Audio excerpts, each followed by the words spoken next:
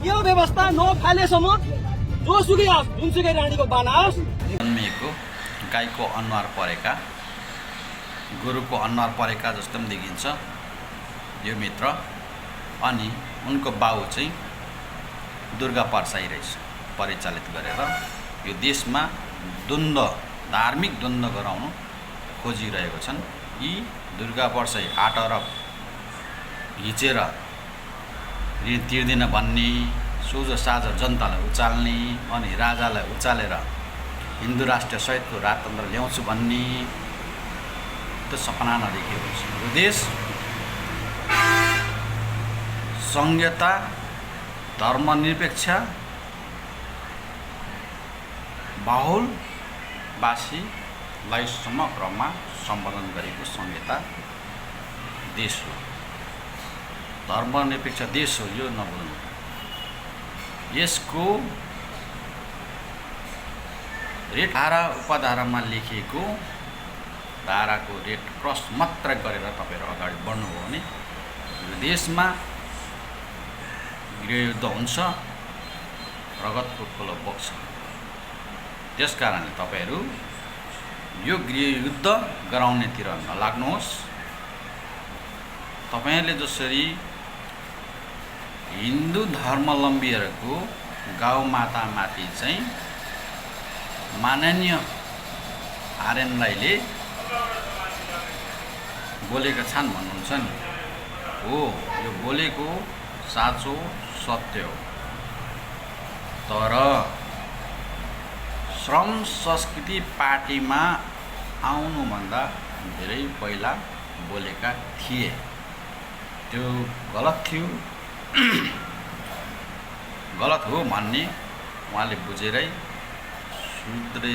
सुधारिएर उहाँ श्रम संस्कृति पार्टीमा आबद्ध भएर अहिले नेपालको संविधानलाई टेकेर माननीय हुनुभएको छ।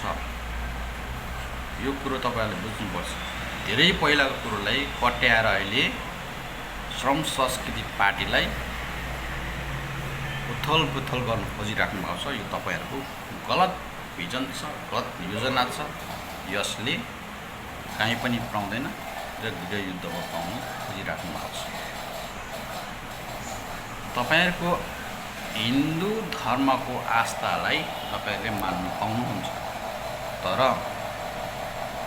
यो देशको आदिवासी समुदायले मान्ने धार्मिक आस्थालाई चाहिँ तपाईँहरूले निमन्त्रण नगर्नु मिल्ने, आदिवासीले मान्ने देवी देवतालाई पुज्ने आस्थालाई चाहिँ निमटेर राख्दा मिल्ने। अनि तिम्रो हिन्दू धर्मले मानेको गाईलाई काट्नुपर्छ भन्दा चाहिँ तिमीहरूलाई अन्याय भयो।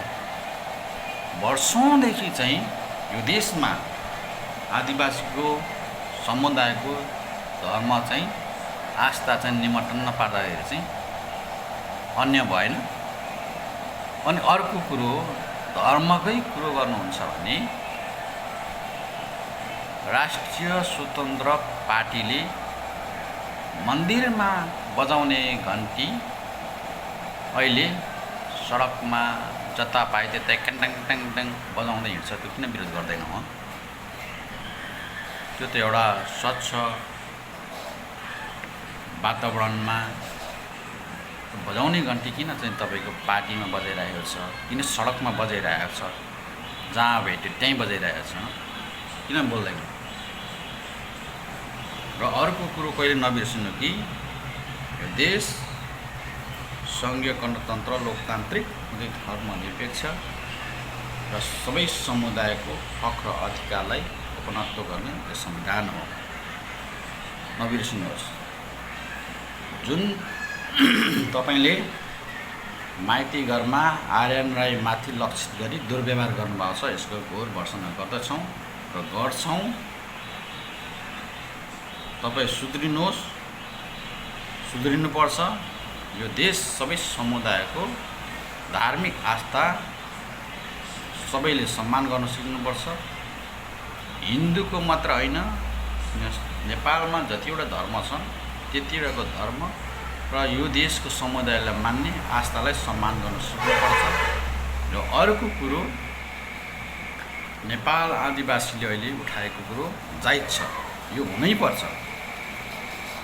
नेपालको राष्ट्रिय जनावर गाई हुन सक्दैन। गाईलाई परिमार्जित गरी नेपालको राष्ट्रिय जनावर गैँडा राख्नुपर्छ।